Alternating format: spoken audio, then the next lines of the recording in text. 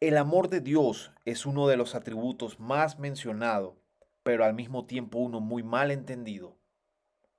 En la clase de hoy hablaremos de este atributo. Responderemos a la pregunta universal, ¿Dios ama a todos? ¿O Dios ama a todos de la misma forma?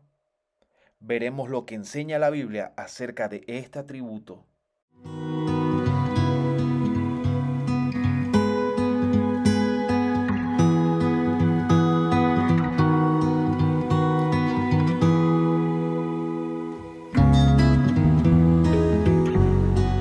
Otra característica del amor de Dios, de este atributo tremendo, y es que el amor de Dios es dador y sacrificial. El amor de Dios es dador y sacrificial. Vemos el pasaje famoso que muchas veces no se entiende en su totalidad, pero ahí podemos verlo.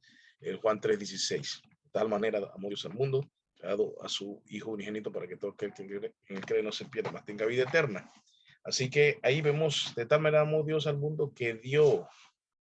Ahí vemos que es un amor que, que es dadivoso, o sea, el amor de Dios es dador.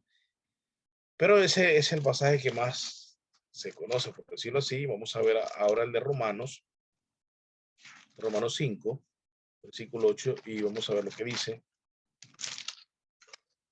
Dios. Así dice, pero Dios demuestra su amor para con nosotros, en que siendo aún pecadores, Cristo murió por nosotros. Pero Dios demuestra su amor para con nosotros, en que siendo aún pecadores, Cristo murió por nosotros. Eh, Así que nosotros ahí vemos también ese amor sacrificial. Vemos ese amor que se da, ese amor que se sacrifica. Vemos que también, bueno, en Juan leemos también que Jesús dice, yo doy mi vida por las ovejas. Así que tanto el amor de Dios, Dios Padre, Él da al Hijo por el bien de la humanidad, de los salvados, pero también vemos que Juan dice Jesús que Él da su vida por sus ovejas, ¿ya? Él da su vida. Y en una parte también dice Juan que a Él nadie se la quita, sino que la da por su propia voluntad. Entonces, hemos hablado en otra ocasión sobre esto de que el Padre en el pacto eterno con el Hijo, acuerdan esto, donde el Hijo va a dar su vida, al mismo tiempo el Padre lo entrega, pero el Hijo también lo ofrece voluntariamente. Entonces, eh, esos son los misterios porque no entendemos, pero gloria a Dios por eso, porque el resultado es totalmente favorable para nosotros. Así que vemos que es un amor dador y sacrificial, pero también el amor de Dios es soberano.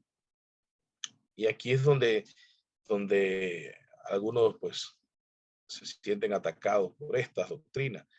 Yo espero que aquí ninguno, pero vemos que como enseña Romanos 9, vamos a buscar los Romanos 9:13. Aquí no estamos en Romanos, así que si usted me está siguiendo, puede ser que unos capítulos más adelante, unas páginas más adelante, dice así, dice, ajá, tal como está escrito, a Jacob amé, pero a Esaú aborrecí. Eh, Luego seguimos, si queremos ver más adelante el versículo 15, dice, porque él dice a Moisés, tendré misericordia del que yo tenga misericordia y tendré compasión del que yo tenga compasión. Eh, Podemos ir unos versículos atrás y vamos a leer cuando dice el, el, el comentario este entre paréntesis del versículo 11, dice, porque cuando aún los mellizos no habían nacido y no habían hecho nada, ni bueno ni malo, para que el propósito de Dios conforme a su elección permaneciera, no por las obras, sino por aquel que llama. Entonces ahí vemos el amor soberano de Dios. No es porque alguno haya hecho algo bueno o malo que haya recibido el amor. Entonces, no depende de eso. Él ama, él ama porque él es soberano y soberanamente ama. O sea, ama a quien quiera amar sin que tú tengas que hacer algo. para, para que seas amado. Ahora, sí, obviamente cuando recibes su amor, cuando recibes este amor salvífico de Dios, este amor de gracia eficaz, entonces obviamente uno responde a ese amor. Pero pensando en esto de que hablábamos de que el amor de Dios no es influenciable o no es influenciado, estamos hablando de que si es soberano, él ama, y aquí en este pasaje vimos que ama sin que hagas nada bueno ni malo. Entonces, si no, si eres amado sin hacer nada bueno ni malo, entonces, ¿cómo es que un día él deja de amarte por algo que tú hagas? Entonces, ¿sí me explico?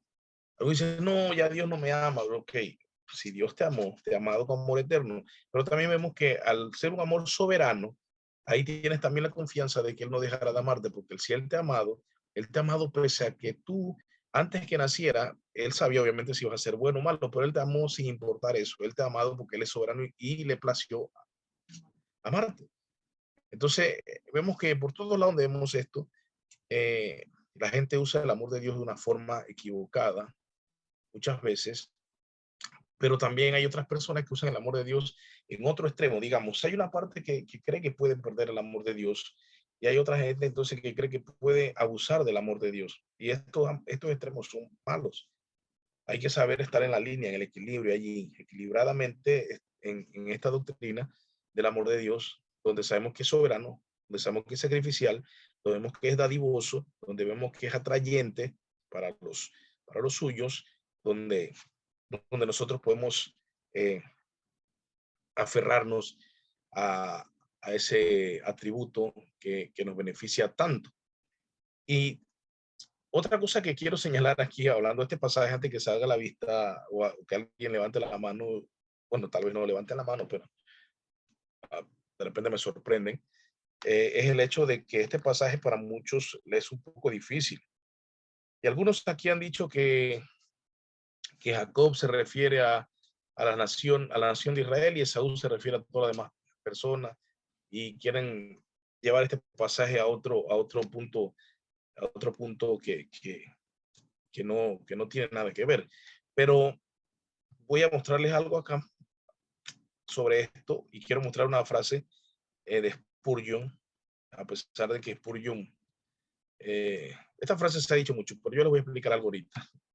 Pero bien, vamos a continuar. Entonces, sobre esto último, sobre a Jacob amé y a Esaú aborrecí, es importante aclarar que si Dios es amor, Dios es amor y es soberano, entonces su amor es soberano. Es como dije ahorita, los atributos son afectados por los otros atributos, o sea, todos ellos se afectan entre sí. Repito una vez más, si Él es amor y es soberano, si Él es amor y es soberano y es justo, su amor es soberano y su amor es justo. Eh, no en uno de estos tres más que otro, sino que es igual. Entonces, cuando pensamos en eso, entonces concluimos que la ama soberanamente. Entonces, ¿qué significa esto de que por qué amó a Jacob y a Esaú aborreció? Muchos han interpretado, como dije hace un ratito, este pasaje de mala forma. Claro, es una frase muy mencionada, la de Spurgeon, cuando él dice que una señora se le acerca al final de un sermón y le dice de que, oiga, pastor, este pasaje es muy difícil y yo no lo entiendo. Y dice que Spurgeon dice, sí, de verdad que es muy difícil, yo tampoco lo entiendo. Y dice que Spurgeon entonces, como están hablando del mismo pasaje, pero él quiere saber cuál es la parte exacta que ella no entiende y le dice, pero dígame, qué es lo que usted no entiende? Entonces, esta señora le dice que, bueno, yo no entiendo cómo es que Dios aborrece a Esaú, que Dios aborreció a Esaú.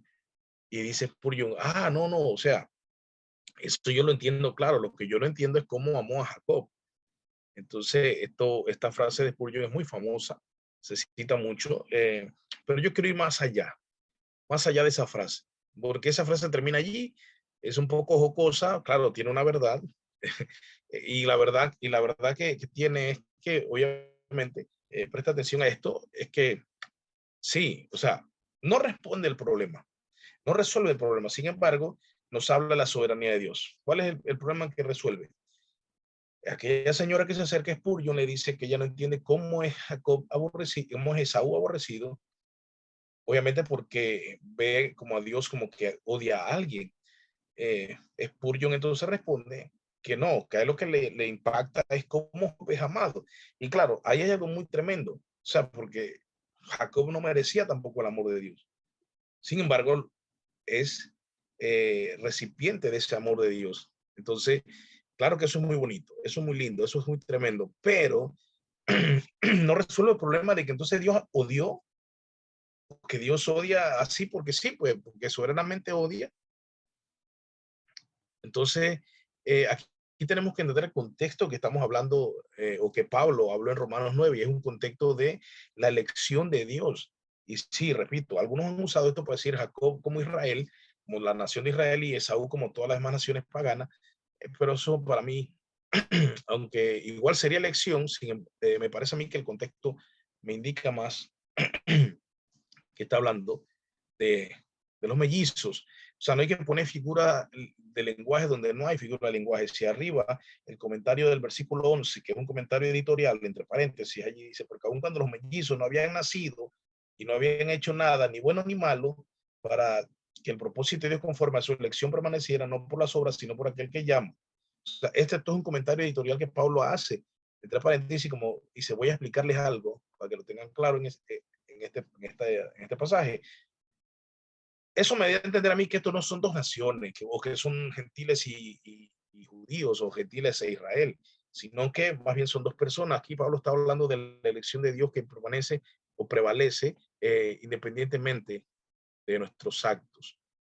Ahora, ahora, ¿qué es lo que podemos nosotros ver aquí? Vamos a enfocarnos en la palabra aborrecer, porque si ninguno de los dos había hecho nada bueno ni malo, y él viene y aborrece de gratis a uno y al otro lo ama de gratis, repito, como dijo Spurgeon, la sombra que Dios ame a Jacob, también debiendo aborrecerlo también.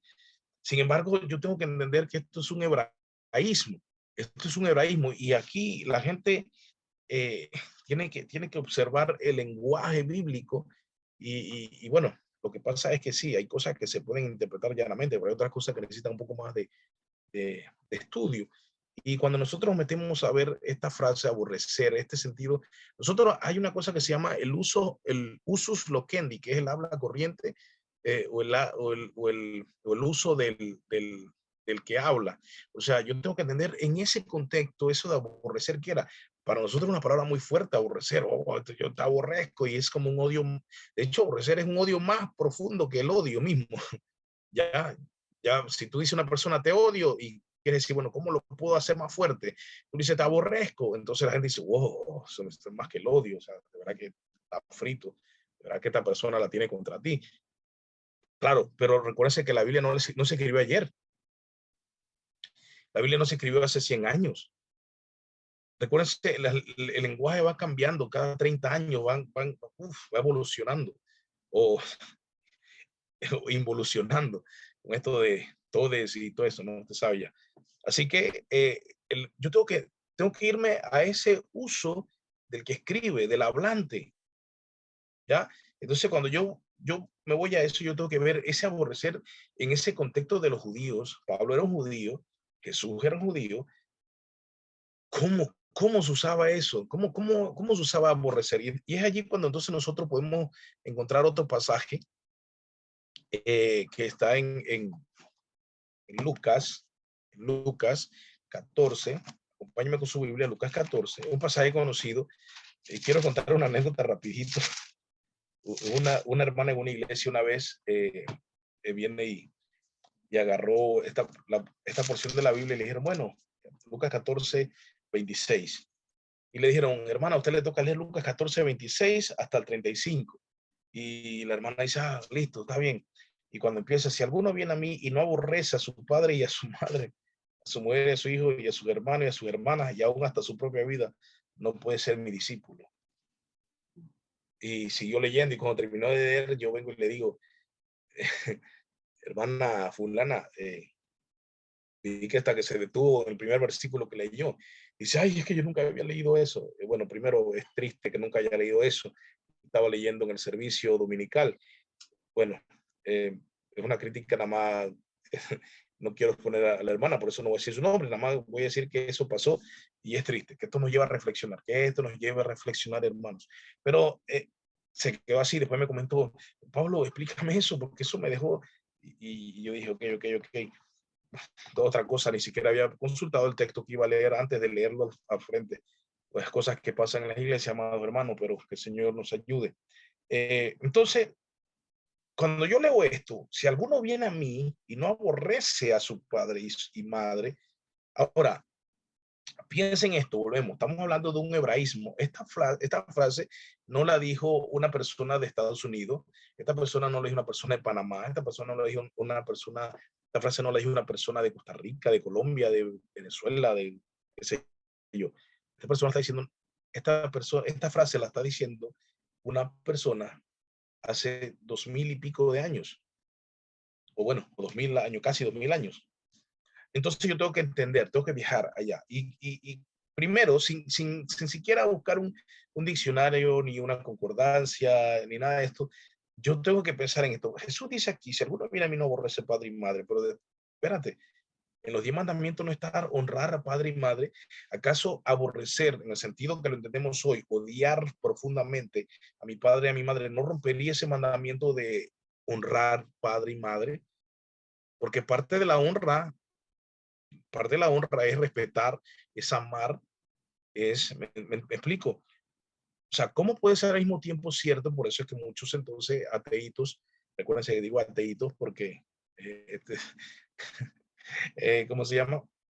Viene y dice, mira, ahí se contradice la Biblia.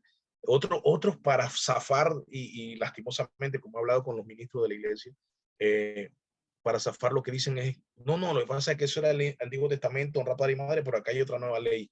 Bueno, ¿qué hacemos con Efesios y Colosenses cuando dice honra, hijos honren a sus padres y a sus madres? ¿Ya? Y dice porque esto le agrada a Dios, y dice también que es el primer mandamiento con promesa y todo esto. O sea que Pablo muy bien deja muy claro de que ese mandamiento está vigente. Claro que sí, los 10 mandamientos están súper vigentes, son eternos. Entonces, yo tengo que entender qué es eso. Bueno, note esto. Jesús está diciendo que nadie que no aborrezca a su padre y a su madre no puede ser su discípulo. Pero nosotros, para tener un poco más de luz, estamos hablando de alguien que quiere seguir a Jesús y él le dice, tienes que aborrecer a tu padre y a tu madre para seguirme. Vámonos a Mateo 10:37 para que usted vea. Mateo 10:37, acompáñeme rapidito. Dice Mateo 10:37, Jesús, nuevamente hablando, Jesús hablando en Lucas, ahora Jesús hablando en Mateo. Dice, el que ama al padre o a la madre más que a mí, no es digno de mí. Y el que ama al hijo y a la hija más que a mí, no es digno de mí. Y luego dice, y el que no toma su cruz y sigue en pos de mí, no es digno de mí. Recuérdese que ella decía también, aquel que el que no aborrezca su propia vida, bueno, eso ahí es paralelo con tomar su cruz. O sea, cuando tú tomas tu cruz, y eso lo vamos a ver también en el otro lunes, en la clase de qué es el cristianismo en el arrepentimiento, una de las partes va a ser esa, qué significa tomar su cruz. Y en Lucas, que podemos ver un versículo paralelo, nos está diciendo que el que no aborrece su propia vida, no puede ser su discípulo. Y acá habla el que no toma su cruz. Estos dos conceptos van de la mano. O sea, ya, de eso lo veremos el lunes. Pero por ahora vemos allí el que ama al padre o a la madre más que a mí. Entonces, ¿qué quiere decir este hebraísmo? Repito, es un hebraísmo o también llamado modismo. Lo que pasa es que modismo, hay modismos hebreos y modismos griegos. Entonces, hablando de hebraísmo, hablamos de un modismo hebreo. Así que lo que está diciendo allí es que a Jacob lo eligió sobre Esaú. Así que ya usted sepa que cuando alguien le pregunta, no estamos hablando ahí de que Esaú fue odiado por Dios y que ese Dios es malo, que mira, el otro no ha hecho nada, entonces te lo amó de gratis y al otro lo dio de gratis. No, Dios no estaba odiando a Esaú. Dios simplemente escogió a Jacob sobre Esaú. ¿Se entiende? Así que ya con eso espero que usted tenga claro Eso. Entonces, ¿qué es eso? No, que ahí dice aborrecer. Bueno, recuérdele a la persona que vaya a decir, no, que ahí dice aborrecer, dígale no, aborrecer ahora. Es como palabras como, si usted habla de ahora de algo bizarro. Hoy bizarro se usa en un contexto de algo como eh, grotesco, escandaloso, algo un poco, ay, qué bizarro, pero bizarro en origen, en la etimología de la palabra es alguien valiente, valeroso. Y no sé si te has escuchado ahora que la gente habla de bizarro como si fuese algo feo, pero bizarro su connotación primaria es algo heroico, valeroso, valiente. O sea, estamos hablando de una palabra, podemos hablar de cómo llegó, por ejemplo, en inglés, la palabra, le dejo algo de investigación ahí para que se entretenga. Mariposa en inglés es butterfly. Si usted ve esas dos palabras es mosca de mantequilla o, o algo, es mantequilla y mosca. ¿Cómo llegó esa palabra? Por algo esa palabra evolucionó a hacer eso. No fue butterfly, ¿me entiendes? De la noche a la mañana. Algo tiene que pasar, algo estamos ignorando, pero no nos preguntamos sobre la etimología de las palabras. Entonces, cuando vamos a aborrecer, yo no puedo evaluar esa palabra a la luz de, de mi español de hoy, y menos que la Biblia, aborrecer no se escribió, porque se escribe una palabra en lugar de aborrecer, que era una palabra, en este caso, griega, que viene de una palabra hebrea, que nosotros ignoramos y leemos aborrecer y somos una vez tan pronto en hacer un juicio apresurado sin estudiar. Sí, hermano, sí, la verdad, hay que estudiar. O sea, la Biblia es la palabra de Dios, no creo que es algo que cualquiera puede agarrar y desmenuzar como nada. Esto requiere diligencia. Y ahí también allí demostramos el amor a Dios. No sé si me entiende.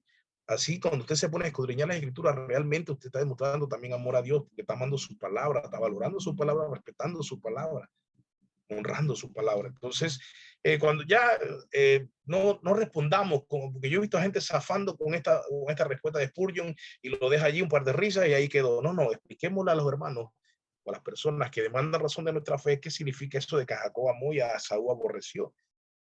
Entonces, eso significa, repito, aterrizando la idea, significa que escogió a Jacob sobre Esaú. Ninguno de los dos había hecho ni mal ni bien para que la elección prevaleciera. Punto. Ninguno se lo merecía, ninguno tampoco recibe el odio porque tampoco habían hecho ni mal ni bien. Así que simplemente el Señor muestra su amor electivo hacia Jacob y de él entonces llama a todo este pueblo eh, del cual vendrá el Mesías. Entonces, tengamos muy en cuenta esto. Entonces, habiendo dicho esto, yo creo que ya queda claro con eso. Creo que iba a decir algo más, a ver, de eso. No, creo que no. Si se me fue algo por ahí, recuerdo. Entonces, no entendemos el amor de Dios sino a la luz de todo su ser. Y el amor no caracteriza su naturaleza más que los otros atributos, ¿ve? Y esto lo digo por lo que empecé diciendo. Mucha gente no habla que Dios es amor. Ay, Dios es amor. Ay, no sé qué cosa Dios es amor. Ay, no, pero qué cosa Dios es amor. Y es lo único. Parece que la gente, cuando la humanidad quiere decir algo de Dios, es que Dios es amor. Creo que si le preguntan, ¿cómo es Dios? La gente va a decir, Dios es amor. ¿Qué hace Dios? Ama. ¿Qué hay en Dios? Amor. O sea, a la gente le gusta, y yo creo que es por la búsqueda de amor que en la que andamos todos, de todos los tipos de amor, eros, filos, ágape, estorge, ¿cómo se llama? Maníaco. eh, Todos esos son como 7 tipos de amor diferentes. Así que yo creo que por eso es que entonces queremos ver en Dios, nosotros somos muy así, proyectamos lo que queremos proyectar en Dios, lo que somos nosotros, pero Dios no es como nosotros y Dios tampoco es como nosotros en ningún aspecto corrupto, mutable, cambiantes, eh, y obviamente mucho menos pecador como somos nosotros. Así que cuando evaluamos a Dios, evaluemos de lo que la palabra de Dios dice de Él y no lo que nosotros queremos ver o decir de Él. Entonces, este amor puede considerarse desde distintos puntos de vista. O sea, cada uno de los cuales puede ser presentado como un atributo de Dios. O sea, la gente va a hablar de la gracia de Dios, de la misericordia de Dios, de la bondad de Dios, de la benevolencia de Dios. Todo esto es lo mismo, todo esto es amor. O sea, cuando usted habla de la gracia de Dios, habla del amor de Dios. Cuando usted habla de la misericordia de Dios, habla del amor de Dios. Cuando usted habla de la bondad de Dios, habla del amor de Dios. Cuando usted habla de la benevolencia de Dios, habla del amor de Dios. O sea, no son realmente atributos separados, sino más bien son expresiones de ese amor. Ya la gracia es una expresión del amor de Dios. Es mentira que somos salvos por gracia y es que no por amor. No, es que somos salvos por gracia porque nos ha amado, ¿no? Que dice aquellos que llamó, que a los que amó, a los que antes conoció, a esos amó y a esos llamó y a esos predestinó. Ahí vemos cómo el amor es lo que mueve eso, ¿no? En la cadena de oro de la salvación de Romanos 8.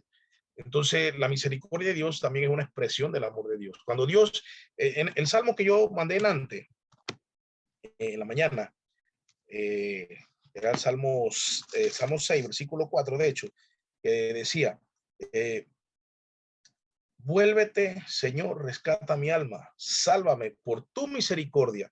Bueno, imagínate que aquí la palabra hebrea era traducida en algunas versiones como sálvame por tu abundante amor. Otras versiones decían sálvame por tu gran amor. Otras versiones decían sálvame por tu gran bondad. Ahora, ¿qué pasó eso? Y esos traductores se volvieron locos. Uno en vez de poner misericordia puso amor, otro puso eh, gran amor, otro puso abundante amor, otro puso bondad. ¿Me entiende? No hay contradicción en eso. La expresión, el amor de Dios se expresa en misericordia, en bondad, en gracia. Así que tranquilamente puede ser eso. Eh, claro que todas estas palabras también tienen eh, su traducción, por decirlo así, o su palabra griega o hebrea. Claro que sí, toda esta, por ejemplo, gracia es haris y es diferente, por ejemplo, a misericordia o diferente a bondad. O sea, son otras palabras griegas, pero lo que yo quiero decirles es que no son atributos diferentes, sino expresiones del amor de Dios, ¿no? Entonces, la gracia y la misericordia son afirmaciones verdaderas sobre su naturaleza. Y en este sentido, entonces son atributos, pero son expresiones del amor de Dios. Entonces, eso es lo que nosotros podemos ver. Claro, ahora, si usted cree que sí, bueno, la misericordia es un atributo de Dios, claro, claro que sí, es un atributo de Dios, pero sepamos que donde viene la misericordia es del amor, ¿ya? No así, por ejemplo, la justicia es, como por decirlo así, ese atributo, la justicia, Dios es justo. Pero Dios es amor y como Dios es amor, entonces Él derrama su gracia. Como Dios es amor, Él es misericordioso y muestra su misericordia, su amor en la misericordia que tiene por nosotros. Bueno, sí, parece medio enredado, pero yo les dije pues que es así porque estamos estudiando a Dios, ¿no? No estamos estudiando a otro humano. Y quiero señalar algo más, hermanos. Eh, históricamente y teológicamente podemos distinguir entre tres tipos de amor. Y aquí es donde la gente dice, pero Dios ama a todo mundo, pero Dios es amor, pero Dios es bueno con todo. Bueno, vamos a distinguir aquí tres tipos de amor. Eh, y es, por ejemplo, el amor benevolente de Dios. Si la benevolencia es una expresión del amor de Dios también. Y cuando pensamos en el amor benevolente de Dios, yo hablo un poquito de esto la última clase, eh, pero bueno, yo le dije que después íbamos a llegar a eso. Entonces, el amor benevolente de Dios significa que Dios es amor, que su voluntad es amor, que Él es bueno en sí mismo, que Él es todo bondad, todo bueno, todo amoroso. Entonces, cuando hablamos del amor benevolente de Dios, es de que Él en sí mismo es amor, es que en sí mismo Él es bueno, Él es bueno. ¿Ya? Aunque, es más, si nosotros no existiéramos, escuche esto, si nosotros no existiéramos, si el mundo no hubiese sido creado, ¿saben qué? Dios seguiría siendo amor. ¿Me explico? O sea, Dios sigue siendo bueno. Así que lo primero que tenemos que distinguir es que Dios tiene un amor benevolente por sí mismo, porque Él es bueno, porque Él es amor. Existamos nosotros o no existamos, Dios es bueno, Dios es amor. Eh, alguno dirá, y que bueno, pero ¿cómo entonces podría mostrar que es bueno? Que bueno, en la Trinidad, allí se puede dar todas estas demostraciones de amor, sin que sea, recuerde que no son tres, ¿cómo se llama? Entes separados y no afecte la doctrina de la Trinidad, ¿no? Sino que es uno en esencia, pero son tres personas. Repito antes que se me confunda. Así que eso es el amor benevolente de Dios, pero también tenemos el amor bondadoso de Dios. Y el amor bondadoso de Dios es, usted ha escuchado ese pasaje de Mateo exactamente. Bueno, si el versículo del primero es primera de Juan, acuérdense que ama no conoció a Dios porque Dios es amor. Eso si quieren apuntar texto y con toda razón, porque yo no hablo de mi cuenta, sino de lo que la palabra me permite hablar. Así que si usted quiere ese primero, bueno, ahí está el primer versículo de ese amor benevolente, es primera de Juan 4, 8, que dice, el que no ama no conoce a Dios porque Dios es amor. Y miren que nada más quiero acentuar algo. No dice el que no ama no conoce a Dios porque Dios ama. Ojo, el que no ama no conoce a Dios porque Dios ha amado. No, no, no. El que no ama no conoce a Dios porque Dios puede amar. Eso no es lo que dice el texto. El texto dice, el que no ama no conoce a Dios porque Dios es amor. Es el amor benevolente. O sea, en ese sentido, Dios ama porque Él es amor. Pero también tenemos en Mateo, por ejemplo, podemos buscar en Mateo. Rapidito, no lo tenía allí, pero buscamos rapidito. Mateo.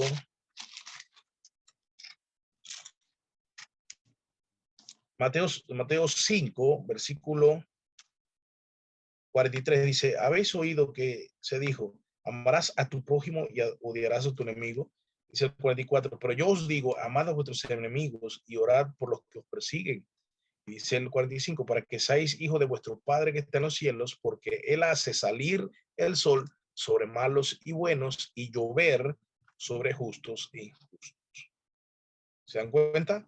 Entonces, eso se llama gracia común. O sea que tenemos ahí el segundo tipo de amor, que es el amor bondadoso de Dios, la gracia común. El Salmo también 104, ahí va a encontrar más cosas. También hay pasajes en Romanos que van a mostrar la gracia común. Y ese es el segundo tipo de amor. Así que tenemos que tener claro eso. Pero hay un tercer tipo de amor y es el que la gente confunde y cree que Dios ama a todo el mundo con este tipo de amor. Y es el amor complaciente. ¿Se acuerdan cuando fue bautizado Jesús? Eso está en Mateo 3. Y usted ve que dice allí Mateo 3, para que usted lo pueda apuntar allí. En Mateo 3, versículo 17, dice, he aquí, soy una voz de los cielos que decía, este es mi Hijo amado, en quien me he complacido. Este es mi Hijo amado, en el que me he complacido. Y esto se llama entonces el amor complaciente de Dios. El amor complaciente de Dios. Ahora, ese amor complaciente es diferente al amor en el sentido de que la expresión de ese amor es diferente al amor benevolente y al amor, ¿cómo se llama? Bondadoso. Otros le llaman amor beneficente, porque ese amor beneficia a toda la humanidad, a todos los animales, a toda la creación. Así que, pero la diferencia con este amor, el amor complaciente, es que ese amor es el amor que Dios tiene. Mire esto, Dios tiene ese amor por su Hijo, a quien le dijo allí, usted leyó Juan 3:17, este es mi Hijo amado en quien tengo complacencia, o en quien me he complacido. Esa frase se lee dos veces, en dos ocasiones diferentes. Si no me equivoco, creo que la otra es en la transfiguración. Así que son dos veces donde Dios habla, y está escrito en los evangelios, Dios el Padre habla y dice, este es mi Hijo amado en quien me he complacido. Bueno, ese es el amor complaciente de Dios. Ese amor es diferente. ¿Por qué? Porque ni tú ni yo, escuche esto, hermano, escuche esto, ni tú ni yo podemos recibir ese amor si no es por Cristo. Porque Dios no se complace ni en ti, ni en mí, ni en ninguno de los que está aquí. Porque nosotros somos perversos, somos pecadores, somos corruptos. Le dimos la espalda a Dios y Él no está complacido por eso. Sin embargo, aquí es donde está la buena noticia. Sin embargo, como Él tiene ese amor complaciente por su Hijo, entonces todos los que están en el Hijo, o sea, todos aquellos que están en Cristo, los que han creído en su nombre, los que se les ha dado potestad de ser hijo de Dios, según Juan, el primer capítulo de Juan, 1, 12, 13 y 14, nosotros entonces también somos adoptados como familia y recibimos ese amor complaciente. Pero Dios no se complace por nosotros, se complace por el Hijo, y como estamos en el Hijo, recibimos ese amor complaciente de Dios. no porque lo complazcamos nosotros, hermano, quitemos todo humanismo, todo este antropocentrismo que hay en la iglesia moderna. Dios nos ama a nosotros con ese amor complaciente porque nosotros estamos en, en el Hijo. Ahí la palabra griega es eis, estamos dentro del Hijo. Y por eso entonces recibimos este tercer tipo de amor de parte de Dios. Entonces, Dios es, Él ama porque Él es amor, el amor benevolente, Él es, su voluntad es buena, su voluntad es amor, su voluntad es amable, su voluntad es amorosa. Esto independientemente de ti y de mí. Sin embargo, está el segundo tipo de amor, que es el amor bondadoso, donde Él es bueno con todos los malos y los buenos. Y entendamos malos y buenos en el sentido que debemos entenderlo, ¿no? Porque sabemos que Pablo dijo que no hay nadie bueno, o sea, no hablamos de ese tipo de bondad, hablamos de bueno en los que somos buenos en Cristo y los que ya, o acuérdense el contexto, porque de hecho cuando Jesús dijo esto, está pensando en los que guardan la ley en su mayor parte posible y los que simplemente no les interesa la ley de Dios. Entonces, ahí tenemos esto. Es el amor benevolente, el amor, perdón, bondadoso, que es lo que se identifica como gracia común. Pero el tercer amor de Dios, ese tercer tipo de amor, esa tercera expresión de amor, no es para todo el mundo, hermano. Por eso no todo el mundo va a ser salvo. Y por eso es que Dios, y bueno, esto tal vez en un día me lo bajen, pero usted sabe qué grupo, la gente dice, no, pero Dios los ama a ellos porque ellos se aman verdaderamente. Usted sabe qué grupo estoy hablando para que no me bajen el video después. No, porque Dios no se complace en esos actos, hermanos. Dios no se complace, por eso no pueden recibir el amor complaciente. Y el amor que salva, hermanos, es el amor complaciente, porque Dios salva a los que son, los que están en el Hijo, porque el Hijo le ha complacido, porque el Hijo ha satisfecho la ira de Dios. ¿Ya? El Hijo satisfizo la ira de Dios y por eso Él está complacido y por eso nosotros recibimos ese amor complaciente, pero que no está en el Hijo, no recibe este amor.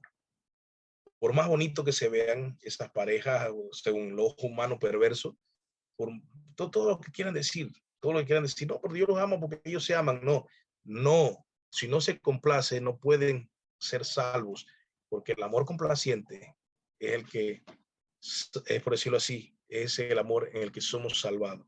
Cuando Él se complace en el Hijo, acepta el sacrificio del Hijo y todos los que están en el Hijo, entonces son salvos. Así que esto es muy importante que usted lo tenga claro, hermanos, y usted lo tenga claro y usted lo pueda meditar y decir, gracias Señor, porque en tu Hijo yo puedo estar allí y yo puedo recibir ese amor complaciente, no por mis méritos, sino por los méritos de Cristo. Como tú te complaces en tu Hijo, quien vivió una vida de obediencia perfecta y murió una muerte de cruz en mi lugar, por mí, entonces tú ahora te complaces en mí, pero no por mí, sino por Cristo. Gracias porque puedo recibir ese amor. Y gracias porque como recibo ese amor, soy salvo. Eso es lo que tenemos que entender desde el tributo.